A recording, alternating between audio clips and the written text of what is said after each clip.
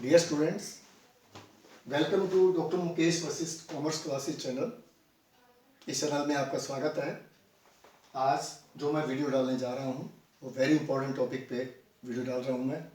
Examination point of view से very very important. Chapter number 1 से meaning and objectives of accounting वाले chapter से लिया गया है। लेखांकन के उद्देश्य। लेखांकन एक ऐसी कला है जो एक व्यवसायी अपने व्यवसाय में होने वाले प्रत्येक लेन देन का अपने हिसाब किताब के बहियों में लेखा रखता है।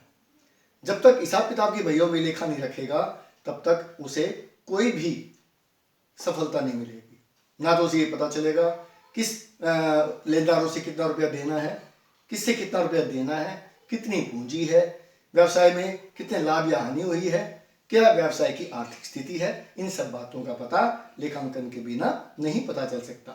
तो स्टूडेंट्स, लेखांकन एक बहुत ही जरूरी कला है जिसके बिना एक व्यवसायी को कोई भी काम नहीं चल सकता। तो अब हम करते हैं लेखांकन के उद्देश्य। लेखांकन रखा क्यों जाता है, क्या उद्देश्य है लेखांकन रखने के। सबसे पहला उद्देश्य है व्यावसायिक लेन देनों के नियमित लेखे रखना। व्यावसायिक लेन देनों के नियमित लेखे रखना यानी जिस दिन व्यवसाय का लेन देन हुआ है उसी दिन व्यवसाय की हिसाब किताबी बहियों में उसका लेखा कर दिया जाता है और लेखा भी निश्चित नियमों के आधार पर किया जाता है। फिर है लाभ हानि की गणना करना। जब हम लेन देनों का नियमित लेखा रख देंगे तो उसके बाद हम क्या करते हैं, वर्गीकरण कर देते हैं लेखों का। यानी पर्सनल अकाउंट्स के अलग खाते खोल देते हैं, रियल अकाउंट के अलग खोल देते हैं, नॉमिनल अकाउंट्स के अलग खोल देते हैं। जब वर्गीकरण कर लिया जाता है उसके बाद खातों की लेजर पोस्टिंग की जाती है। यानी जिससे संबंधित जो भी लेन देन होता है उस खाते में उसकी प्रविष्टि कर दी जाती है। तो जब हम खातों की गणना वो कर देंगे, वर्गीकरण कर देंगे, उसके बाद हम क्या करते हैं, तलपट बनाते हैं। और तलपट बनाने के बाद हम व्यवसाय में कितना लाभ या कितनी हानि हुई इसकी गणना आसानी से कर सकते हैं।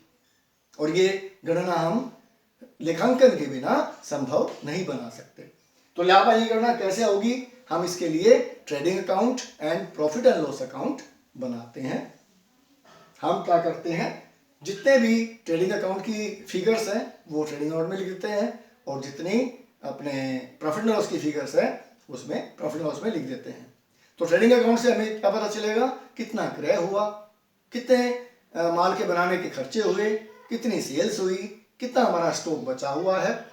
और प्रॉफिट एंड लॉस से हमें पता चलेगा कि भी कितना नेट प्रॉफिट हुआ है, कितने खर्चे हुए और कितनी इनकम हुई। ये सब बातें हम लेखांकन के बिना नहीं पता चला सकते हैं।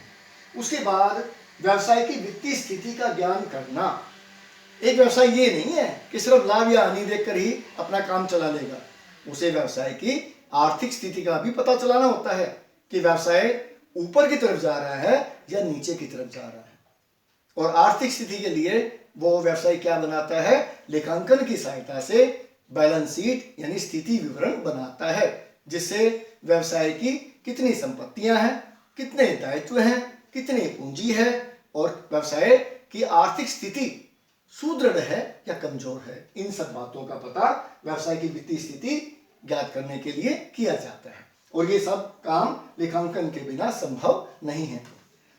लेखांकन का चौथा उद्देश्य है व्यवसाय की प्रति वर्ष की प्रगति ज्ञात करना।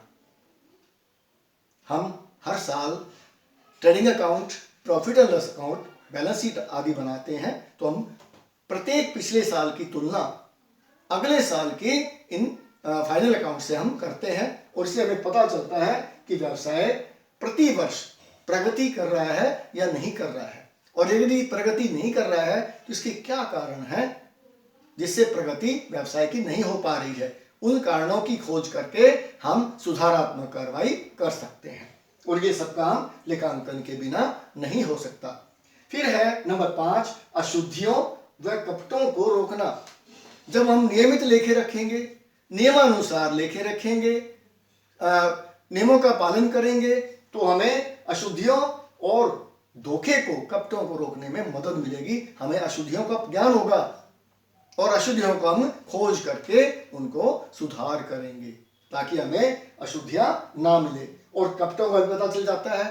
लेखांकन नहीं होंगे तो कोई भी कर्मचारी या अधिकारी कपट कर सकता है। इससे व्यवसाय को आर्थिक स्थिति का सामना करना पड़ सकता है और उसको हानि का सामना करना पड़ सकता है। फिर नंबर 6 है विभिन्न पक्षकारों को सूचनाएं प्रदान करना। लेखांकन का एक उद्देश्य यह भी है कि लेखांकन सही ढंग से रखे जाएं, नियमों का पालन किया जाए, सभी पक्षकारों को ध्यान में रखते हुए लेखे रखे जाएं, उनसे संबंधित सूचनाएं प्रकाशित समय समय पर करवाई जाए ताकि उनको उनसे संबंधित सूचनाएं प्राप्त करने में कोई कठिनाई ना हो। Dear students, I hope you have understood all the objectives of accounting। और ये आपके एग्जाम पॉइंट ऑफ व्यू से बड़े बड़े इंपॉर्टेंट है, बहुत ही काम आने वाला टॉपिक है। इसे ध्यान से समझें, ध्यान से लर्न करें। Thank you so much for video watching. और मेरे इस चैनल को सबसे ज़्यादा सब्सक्राइब करें, लाइक करें और अपने दोस्तों में शेयर करें। Thank you again.